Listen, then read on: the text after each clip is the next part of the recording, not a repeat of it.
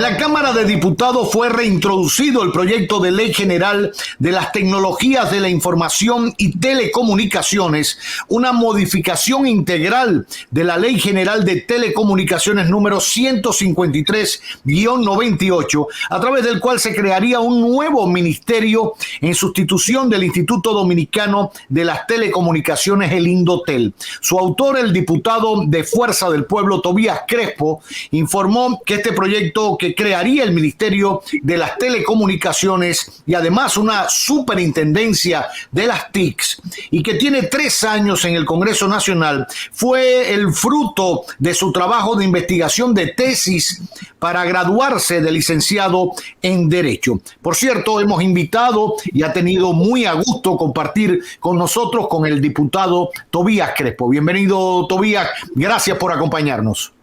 Gracias, Cavada, por invitarme, saludando y afortunado de compartir contigo y saludando a todos los seguidores que te siguen.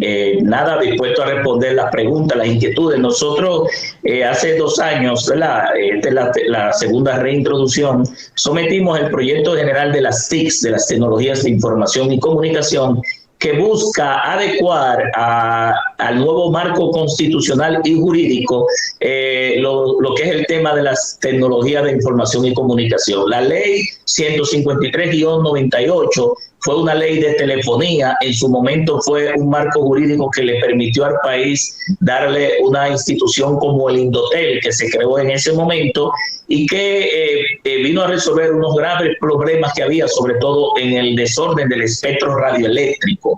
Pero ya a 25 años, una ley obsoleta de telefonía con una constitución muy garantista como la de 2010. Luego de esa ley vino la ley de acceso a la libre información, la ley de habeas data que protege los datos que están asentados en los registros públicos nuestros, vino la ley de defensa de la competencia, la ley de proconsumidor, la ley de comercio electrónico, documentos y firmas digitales, y la ley que tiene que ver con los derechos de las personas en la relación con la administración.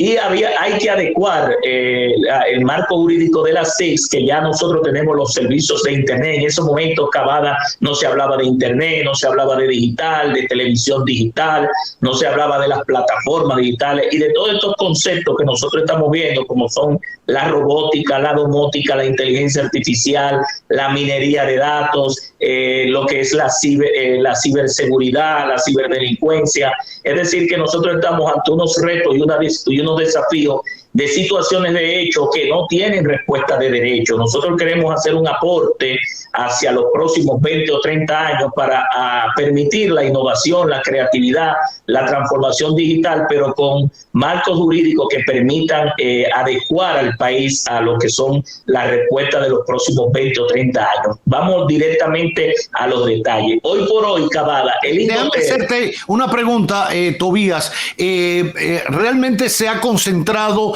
en que el ministerio vendría a sustituir a Indotel por todas las opiniones que has dicho? ¿Incluiría otras instituciones? Porque a partir de lo que dice, bueno, de las TICs, de los temas de ciberseguridad, hay instituciones que se han creado a lo largo de los años, la OCTI hay unos nombres ahí. Sí, hay varias instituciones. Exacto. ¿Cómo vendría a confluir ahí en ese ministerio? Te hago la pregunta porque cada vez que se habla de un ministerio, y yo creo en eso, yo creo que en algún momento, por ejemplo, el país estará abocado a ser un ministerio de transporte y un ministerio de comercio exterior, por hablar de 2 ramas totalmente opuestas, o sea, diferentes, pero que ameritan otro nivel de altura para tratar con sus pares en el exterior, para poner orden a lo interno, por ejemplo, en el tránsito, y lo mismo en las telecomunicaciones. Pero siempre que se piensa en ministerios, se piensa en mayor burocracia. El hecho de crearla la reduciría, la compactaría. ¿Tu opinión?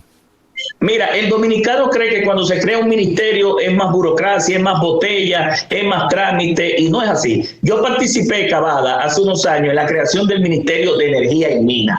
La importancia que tiene la electricidad, la energía, y ese ministerio fue aplaudido, era necesario. ¿Qué falta ahora? Reconfigurar los temas de minería y de electricidad, unas leyes sectoriales para adecuarla al nuevo ministerio. Pero cuando planteamos, tú sabes que fui el autor de la ley 6317 de transporte, todavía estoy convencido porque la importancia del transporte aéreo, marítimo y terrestre requiere un rango ministerial, porque si se paraliza el transporte aéreo, marítimo y terrestre, se paraliza la economía y el país. Pero nos convencieron en ese momento que habían tanta entelequia, y es verdad, AutoTT, DGTT, FONDE, el CAR, y todo eso se eliminó y creamos una nueva autoridad, que es el Intran.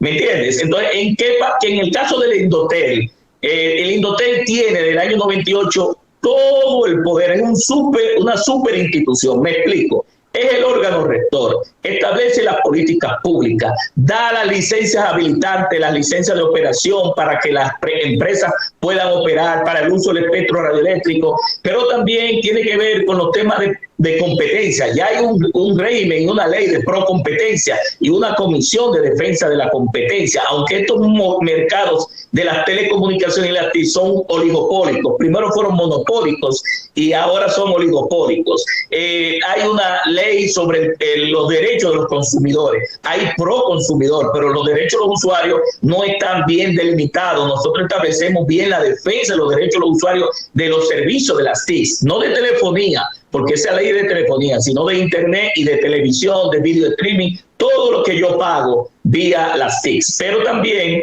desde el punto de vista del Indotel es que se convierte en tribunal. Cuando hay conflicto entre las prestadoras de servicio, se convierte en tribunal, da un laudo arbitral y el afectado no puede ir a la justicia, no puede judicializar hasta que no venga la decisión del Indotel o del órgano jerárquico superior, que en este caso es el Ministerio de Economía, Planificación y Desarrollo. Pero también los usuarios. La ley de aquella vez no creó un ente para la defensa de los derechos del usuario como está Protecom, Proconsumidor. Nosotros estamos creando una superintendencia de las TIC. ¿Y por qué? Porque todo este poder que tiene el Indotel, que en el caso de los usuarios creó por vía administrativa el CAU. ¿Qué es el CAU? El Centro de Asistencia al Usuario. Es un call center que con 8 agentes responde servicios y quejas y denuncias y reclamos de 11 millones de líneas que hay instaladas en el país. Un verdadero cuello de botella, y donde al final el usuario queda en un estado de indefensión, porque cuando el cuerpo colegiado de Indotel da una decisión de un laudo arbitral, el ciudadano tiene que ir a la Suprema Corte de Justicia a apelar esa decisión. Sin embargo, la Suprema Corte de Justicia montos que no sobrepasen 200 salarios mínimos, es decir, 200 de 2 millones de pesos, lo declara incompetente porque el monto es muy mínimo, y ahí queda el ciudadano en un estado de indefensión ante la apelación de los cuerpos colegiados. Es una reforma integral que nosotros queremos de desagregar los poderes que tiene de órgano rector, regulador, la parte de fiscalización del espectro radioeléctrico. El Indotel es que supervisa el espectro radioeléctrico, cierra las emisoras, incauta equipo, pone las multas y las sanciones. Es decir, el Indotel representa el legislativo, el ejecutivo y el judicial. En ese momento, tal vez no teníamos cabada la Constitución del 2010 y todas las leyes que yo te describí en este momento. Entonces, todo poder tiene un contrapoder, todo peso tiene un contrapeso, y a la sociedad actual tú no puedes tener un ente que incluso la misma ley le dice regula, pero la regulación debe ser la mínima, es decir, que le dice por un lado que regule y por el otro lado no regulas, es decir, que ninguna de las funciones se están cumpliendo. Entonces un peso debe tener un contrapeso, todo poder tiene que tener un contrapoder, y por eso mi trabajo de tesis se llamó adecuación al nuevo marco jurídico inconstitucional de la ley 153-98, que produjo una ley de 156 artículos, un código de las TICs, porque recordarás que aquella vez no se hablaba ni de redes sociales,